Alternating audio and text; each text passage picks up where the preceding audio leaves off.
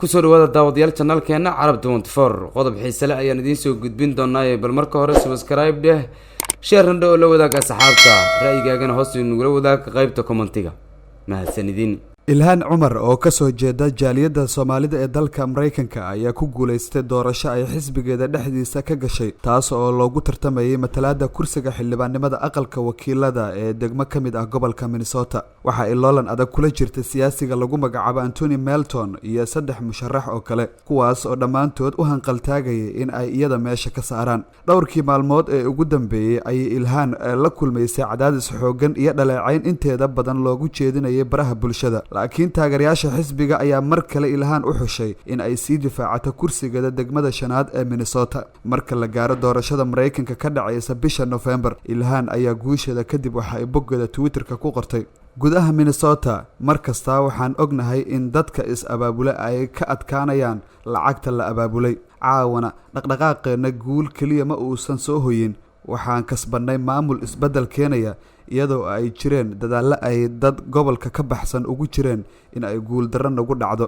mar kale ayaan taariikh dhignay iyadoo ay jireen weerar nagu socday, taageeradeennuna waa ay sii korortay, ayay tiraahday Ilhaan Cumar. Anthony Melton oo ah ninka sida weyn ugu xusul duubanayay in uu Ilhaan kursiga ka faramaroojisto ayaa la sheegay inuu isticmaalayay lacag aad u badan oo uu aruursaday. lacagta badan ee uu aruursaday ololihiisa doorashada awgeed ayaa ninkan loogu saadaalinayay in uu ku guuleysan doono kursiga isla markaana uu ka dulqaadi karo Ilhaan Cumar oo laf dhuun gashay ku noqotay Donald Trump oo ah madaxweynaha Mareykanka. waxa uu iibsaday inta badan xayeysiimaha warbaahinta gobolka Minnesota taas oo cabsi gelisay taageerayaasha Ilhaan Cumar. musharaxiintii kale ayaan helin codad sidaasi u badan. 4 sano ee la soo dhaafay waxa ay Ilhaan si weyn uga dhex muuqatay siyaasadda Mareykanka iyadoo codkeeda ku muujinaysay sida ay uga soo horjeedo siyaasadaha maamulka Donald Trump ka Mareykanka. waxa ay noqotay gabadhii ugu horeysay ee Soomaaliya ka soo jeeda ee heerkaasi gaarta. sidoo kale waxa ay ka mid tahay haweenka muslimiinta ah ee markii ugu horeysay ku biiray Congress-ka Mareykanka.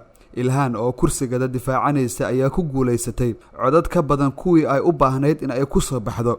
sidaasi waxa ay ku noqotay musharaxa xisbiga dimuqraadiga ee doorashada uga qayb gali doona bisha November. waxa ay doorashadaasi ku wajihi doontaa musharaxa ka soo jeeda dhinaca xisbiga jamhuuriga. xisbiga dimuqraadiga ayaan wax walwal ah ka qabin natiijada doorashada bisha November ay ka filayso Ilhaan Cumar in ay ku soo baxdo. 40kii sano ee ugu dambeysay ayuu xisbigan ku xooganaa gobolkaasi, balse siyaasadda ee dalkaasi Mareykanka iyo in Ilhaan Cumar ay si aad ah uga soo horjeeday siyaasadaha madaxweynaha Mareykanka Donald Trump ayaa wajiyo hor leh u yeelayay dagaalka labadaasi qof ka dhaxeeya.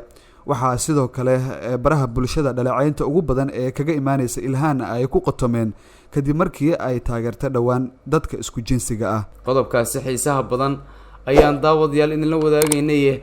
hadda sidii ballantu yahay subscribe dhaha, share dhaha oo la wadaaga asxaabta. mahadsanidin.